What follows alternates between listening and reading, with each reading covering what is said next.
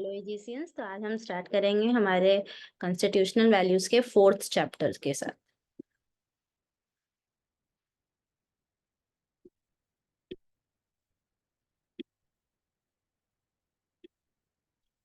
Okay, chapter 4 का नाम है sovereignty, socialism, democracy, Republic and directive principles. The first thing here is preamble. Preamble के बारे में हमने पिछले 3 चैप्टर्स में पढ़ लिया है कि the preamble of the constitution is the reflection of the core constitutional values. ठीक है, it basically declares what, that India is sovereign, socialist, secular, democratic, Republic, है ना। ये सारा हमने पढ़ लिया है। नेक्स्ट, अच्छा, स्टेटस ऑफ द प्रियम्बल, मतलब प्रियम्बल का हमारे देश में या कॉन्स्टिट्यूशन में क्या स्टेटस है, weather it is considered a part of the constitution और नॉट। ठीक है, तो यहाँ पे 2 केसेस है। चलिए जानते हैं कि दोनों केसेस का जजमेंट क्या आया था कि whether preamble is a part of the constitution और not. The first case is Berubari case. तो इस केस में क्या हुआ था, it was used as a reference under article 143 subsection 1, जब इंडो पाकिस्तान अग्रीमेंट हुआ था related to the Berubari union. ठीक है, इसमें क्या हुआ था, इसमें 8 जजेस का बेंच बैठा था और उन्होंने कहा था कि preamble is the key to open the mind of the makers. मतलब प्रियम्बल को हम लोग यूज कर सकते हैं to get knowledge, in short. ठीक है, but it can not be considered as part of the constitution, therefore it is not enforceable in the court of law.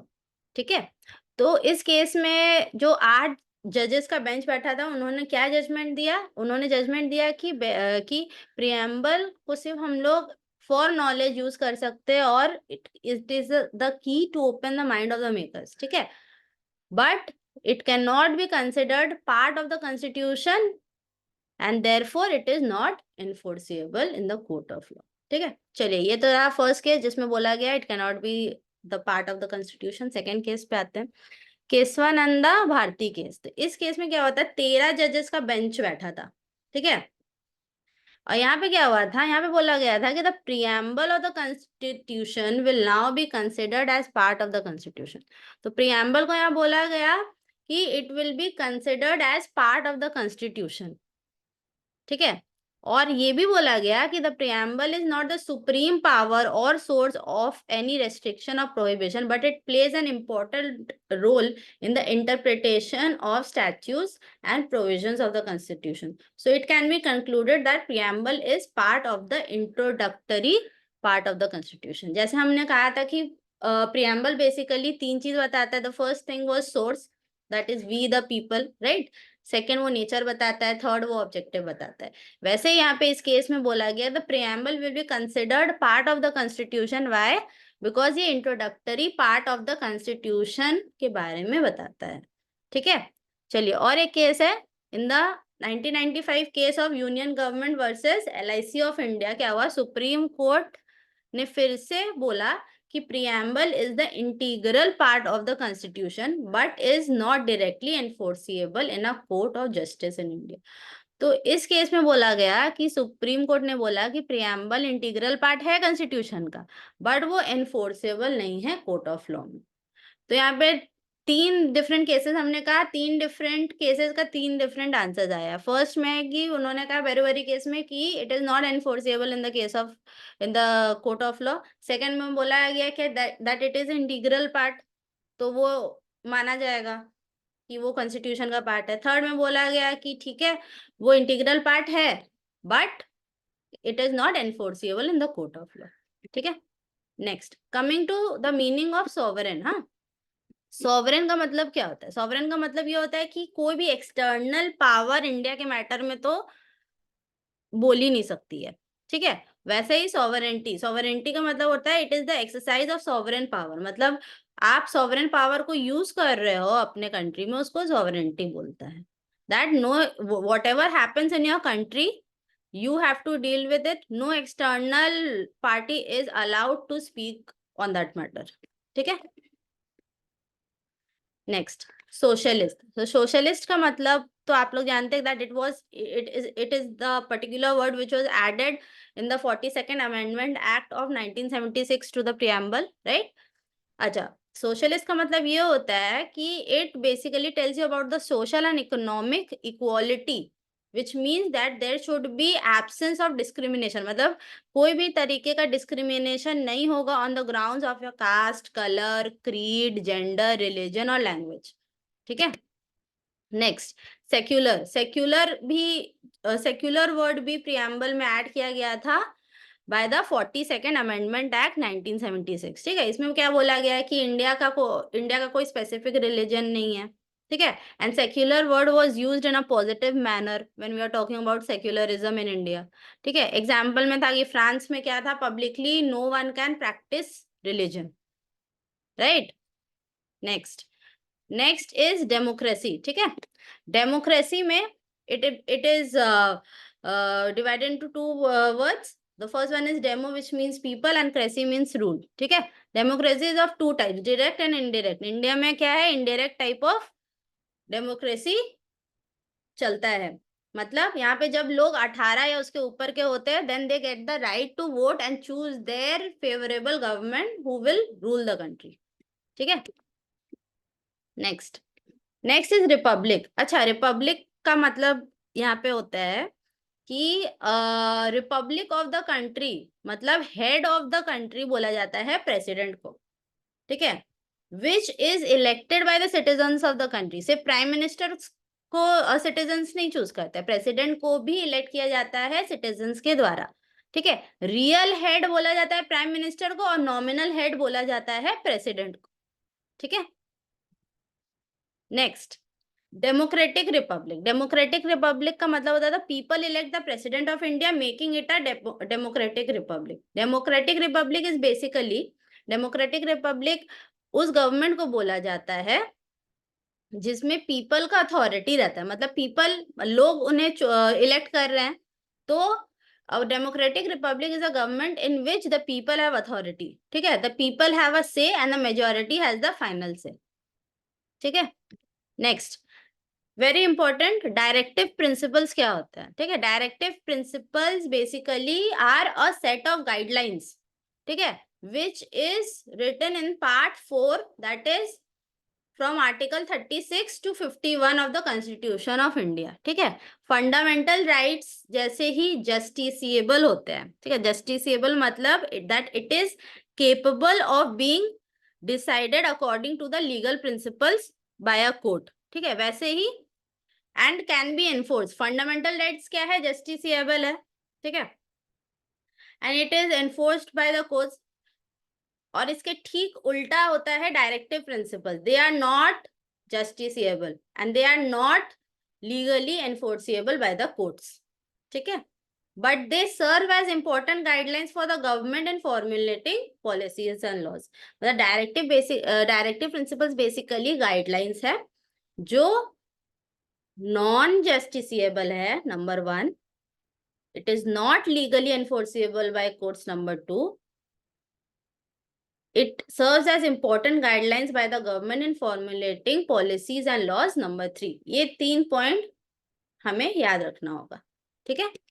Next, article 37, application of the principles contained in this part. तो provisions क्या बोलते हैं, provisions बोलते हैं the provisions contained in this part shall not be enforced by any court. मतलब जो भी इस पार्ट में लिखा हुआ है वो कोई कोर्ट एनफोर्स नहीं कर सकता है, but the principles whatever is written is fundamental in the governance of the country and it shall be the duty of the state to apply these principles in making laws।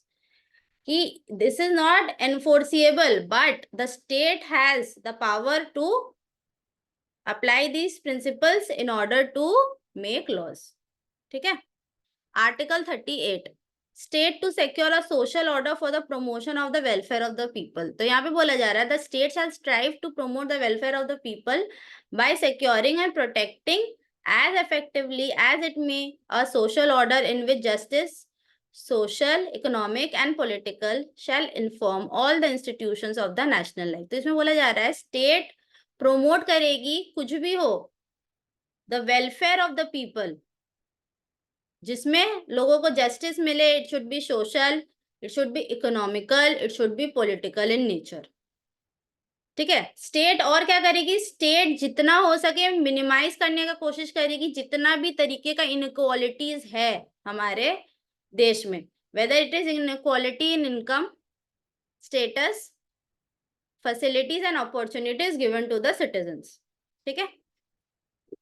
Next, Article 39, certain principles of policy to be followed by the state. The state shall in particular direct its policy towards securing. तो यहाँ पे state क्या करेगी कि citizen that men and women should be treated equally. दोनों को equal right मिलना चाहिए। ठीक है। Ownership and control of material resources of the community are so distributed as best to subserve the common good. अच्छा, material resources का मतलब होता है कि material resources का मतलब होता है natural प्लस, मतलब basically combination of natural and manufactured goods. ठीक है। तो यहाँ बोला जा रहा है कि नेचुरल और मैन्युफैक्चर्ड गुड्स का equal ownership and control should be there in the community. ठीक है।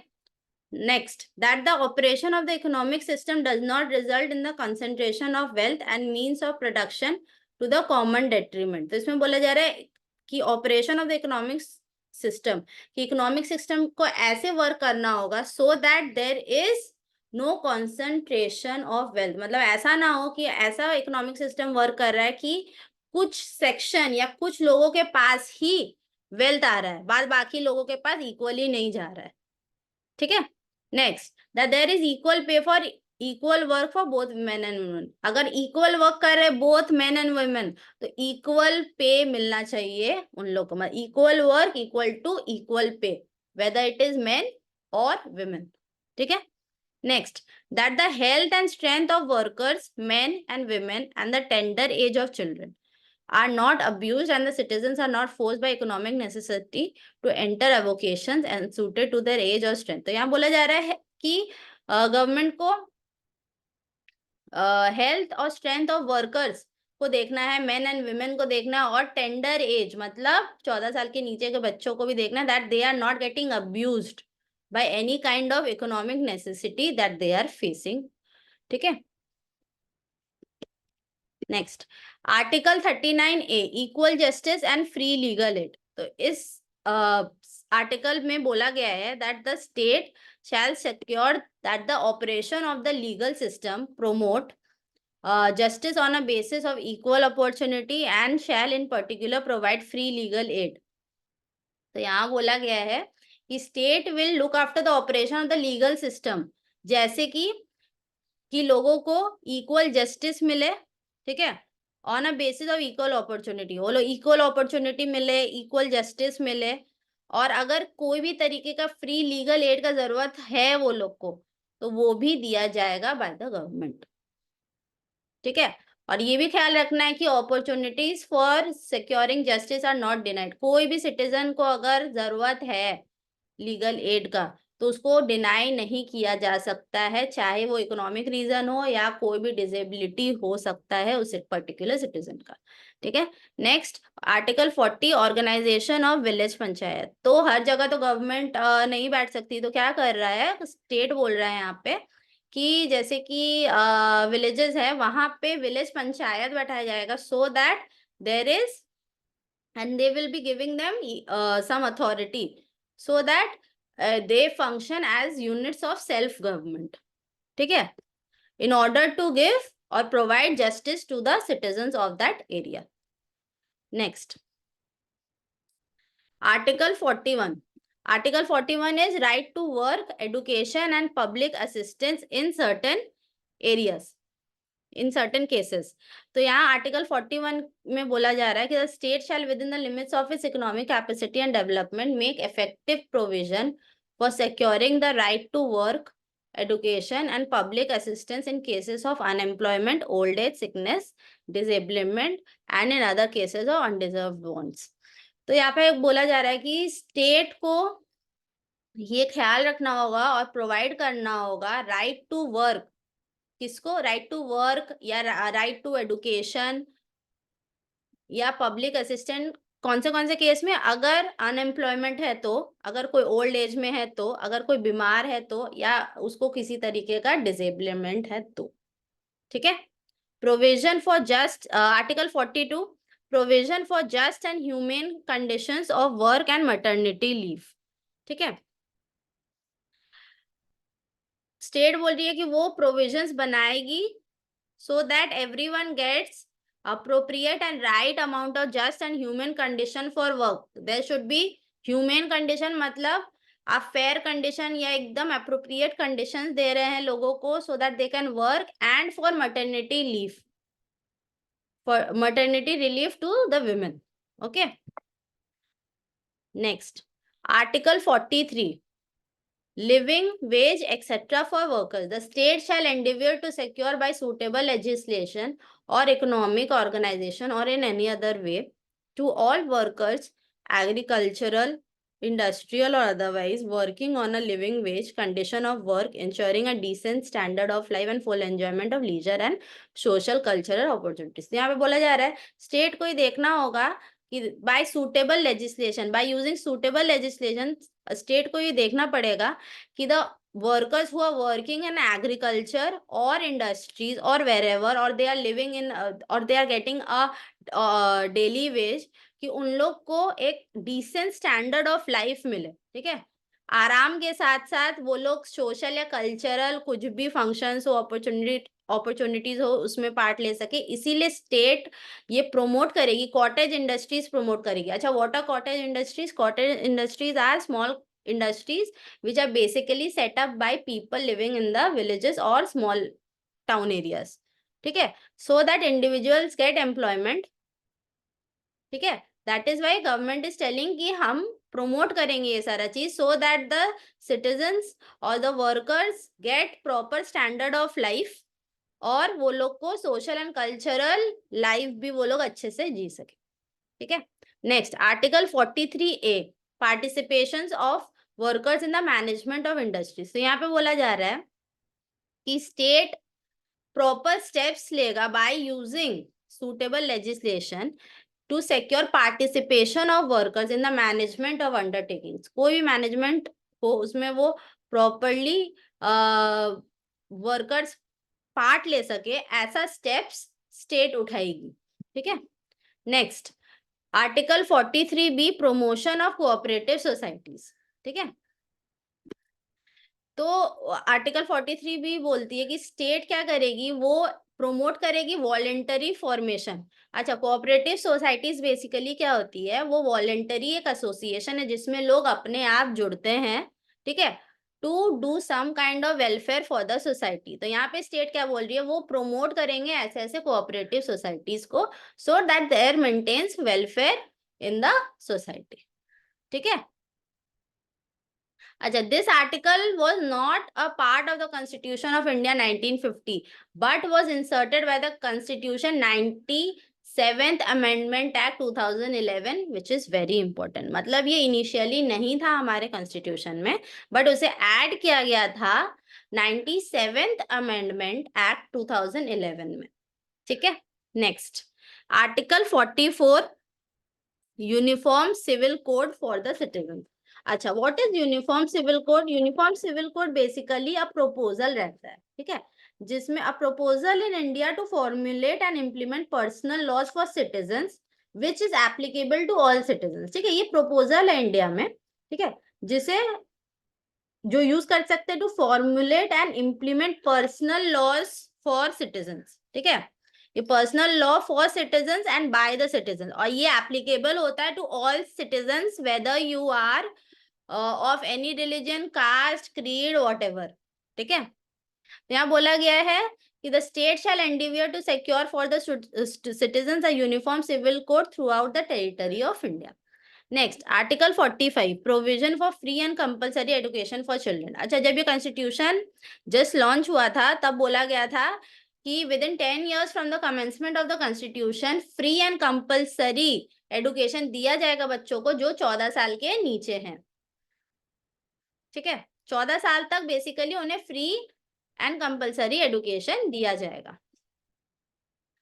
Next, article 46 promotion of educational and economic interest of scheduled caste, scheduled tribes and other weaker sections. तो यहाँ पे बेसिकली बोला जा रहा है कि स्टेट प्रमोट करेगी कि स्पेशल केयर दिया जाए weaker sections of the society को। वीकर सेक्शन से यहाँ पे मतलब होता है शेड्यूल्ड कास्ट हो, शेड्यूल्ड ट्राइब हो या ओबीसी हो। आपने SC ST OBC का नाम सुना होगा जिन्हें स्पेशल अटेंशन मिला जाता है। तो यही बोला जा रहा है कि स्टेट यहाँ पे स्पेशल केयर इन सब weaker sections of the society को देगी, सो दैट वो कोई भी इनजस्टिस का या एक्सप्लॉयटेशन का शिकार ना हो सके, ठीक है, और उनके साथ इंसाफ हो।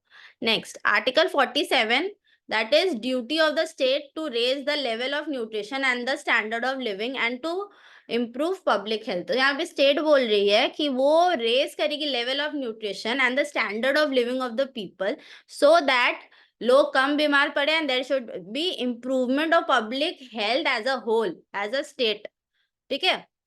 और वो ये भी चीज करेगी कि वो प्रोहिबिट करेगी, मतलब वो बैन करेगी कुछ कुछ चीजों का कंजम्पशन, जैसे कि इंटॉक्सिकेंट ड्रिंक्स हुआ, ड्रग्स हुआ, ये सब जो भी इंजीरियस है आपके हेल्थ के लिए, ये सबको बैन करेगी state in order to promote and improve your public health, ठीक है।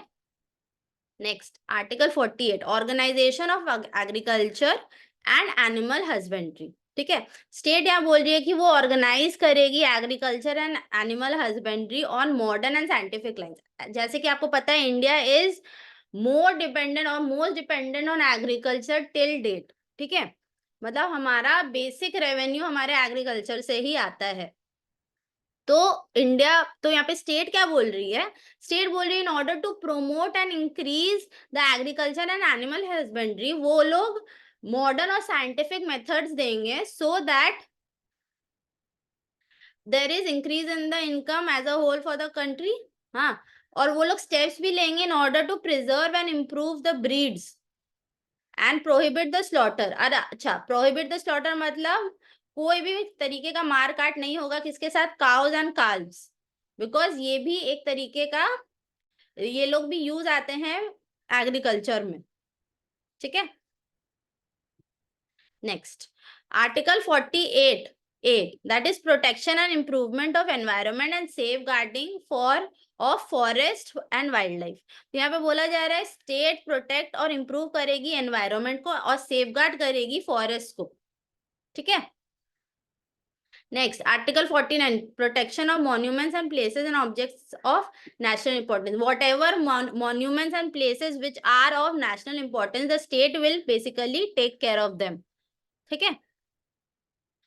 सो दैट कोई भी रिमूवल, डिस्पोजल या स्पॉइल ना हो जाए वो मॉन्यूमेंट, ठीक है। Article 50 is separation of judiciary from the executive. Article 50 बोलती है कि स्टेट स्टेप्स उठाएगी so that they can separate judiciary from the executive in the public services of the state. Very important, क्या क्या अलग करेगी जुडिशरी को एग्जीक्यूटिव से, किस एरिया में, in the public services of the state, ठीक है।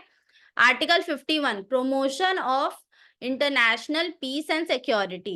तो आर्टिकल 51 बोलता है कि स्टेट प्रोमोट करेगा that there should be international peace and security. International peace and security is important, ठीक है।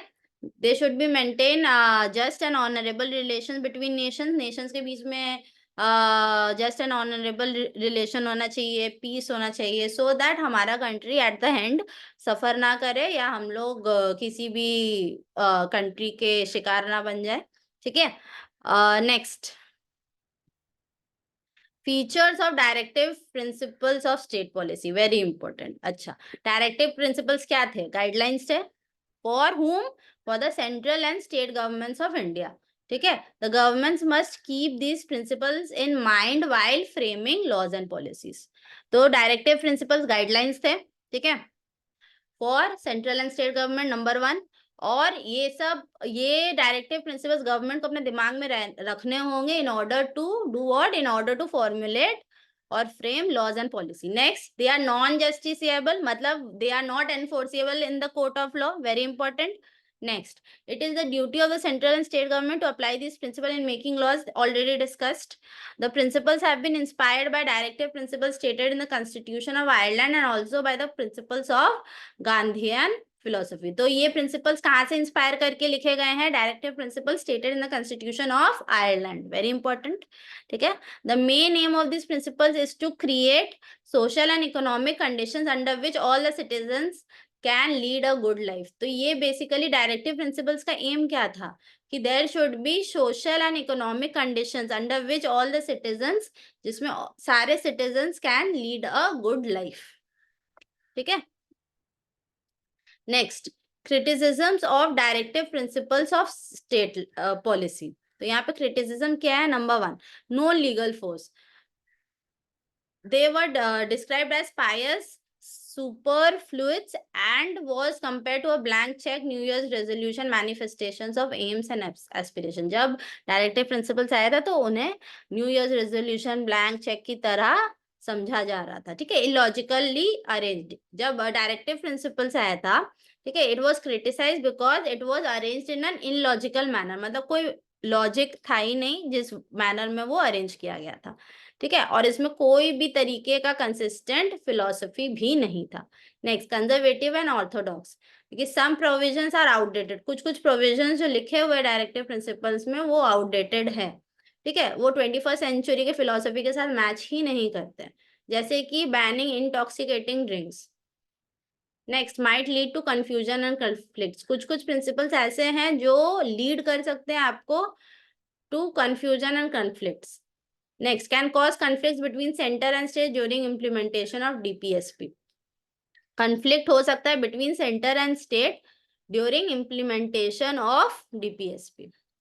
Next, case laws. अच्छा, in the case of Champak Dorairajan versus the state of Madras, the Supreme Court ruled that DPSP cannot override the provisions of Part 3 of the Constitution, which includes fundamental rights. तो यहाँ बोला जा रहा है कि DPSP क्या है, वो ओवर रूल नहीं कर सकता whatever is written in the part 3 of the constitution which includes fundamental rights. Fundamental rights part 3 of the constitution है, ठीक है, तो DPSP cannot override it. DPSP must operate subsidiary to fundamental right. DPSP को हमेशा fundamental rights के नीचे काम करना होगा and it should not contradict the fundamental rights, ठीक है। This judgment was crucial and in response the parliament amended various fundamental rights conflicting with DPSP. तो इसमें क्या होता है, ये जजमेंट बहुत क्रूशियल था और इस जजमेंट के बाद पार्लियामेंट ने क्या किया था, जो भी फंडामेंटल राइट्स कॉन्फ्लिक्ट कर रहे थे डीपीएसपी के साथ उसको सबको अमेंड कर दिया गया था, ठीक है।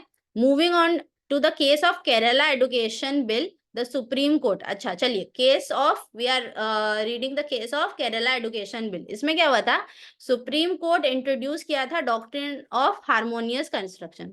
तो इसमें क्या हुआ था, ये basically this doctrine emphasises that constitutional provisions should be interpreted to allow fundamental rights and DPSP to work harmoniously. तो ये doctrine of harmonious construction basically बताता है कि उसको ऐसा कॉन्स्टिट्यूशनल प्रोविजन लिखा गया था टू अलाउ कि फंडामेंटल राइट्स और डीपीएसपी शुड वर्क हार्मोनियसली, मतलब आराम से बिना किसी कॉन्फ्लिक्ट के वो लोग दोनों ही काम करें। The court held that if there is no inherent conflict both should be given effect. अगर दोनों के बीच में कोई इनहेरेंट कॉन्फ्लिक्ट नहीं है तो दोनों को इफेक्ट दे दिया जाए। However, if a conflict arises due to interpretation of a particular law, the court should strive to harmonize both as much as possible। अगर कोई कॉन्फ्लिक्ट हो भी जाता है तो कोर्ट उसको हार्मोनाइज करने का पूरा कोशिश करेगी, ठीक है। Next, coming to the difference between fundamental rights and principles of state policy. चलिए, पहला डिफरेंस है कि fundamental rights these are negative as they prohibit the state from doing certain thing. Fundamental rights basically negative होते हैं nature में because ये basically रोकते हैं स्टेट को कुछ कुछ चीज करने से, और डायरेक्टिव प्रिंसिपल्स उसी जगह पे पॉजिटिव है because it requires the state to do certain things. Next, fundamental rights are justifiable, legally enforceable, हमें पता है। डायरेक्टिव प्रिंसिपल वही नॉन जस्टिफिएबल है and it is not enforceable in the court of law, ठीक है। Now fundamental rights aim at establishing political democracy in the country. Fundamental rights basically is enjoyed by whom, by the citizens, ठीक है। तो it basically aims at political democracy. हाँ, वैसे ही directive principle basically aims at establishing social and economic democracy in the country, ठीक है। Next, fundamental rights have legal sanctions, वहीं पे directive principles have legal and political sanctions, ठीक है। fundamental rights, they promote the welfare of the individual, hence they are personal and individualistic. ठीक है, fundamental rights is for the welfare of the individual, वैसे ही directive principles are for the welfare of the community as a whole. ठीक है, the fundamental rights do not require any legislation for the implementation, कोई legislation का जरूरत नहीं है fundamental rights को के लिए. दे आर ऑटोमेटिकली एनफोर्स, वो तो एनफोर्स्ड है बिकॉज दे आर जस्टिफिएबल. वैसे ही डायरेक्टिव प्रिंसिपल्स के लिए लेजिस्लेशन का जरूरत है for implementation because they can not be automatically enforce because they are non justifiable. ठीक है, चलिए इसके साथ हमारा थर्ड चैप्टर खत्म होता है, फोर्थ चैप्टर खत्म होता है, सॉरी. अब हम मिलेंगे फिफ्थ चैप्टर में. Thank you.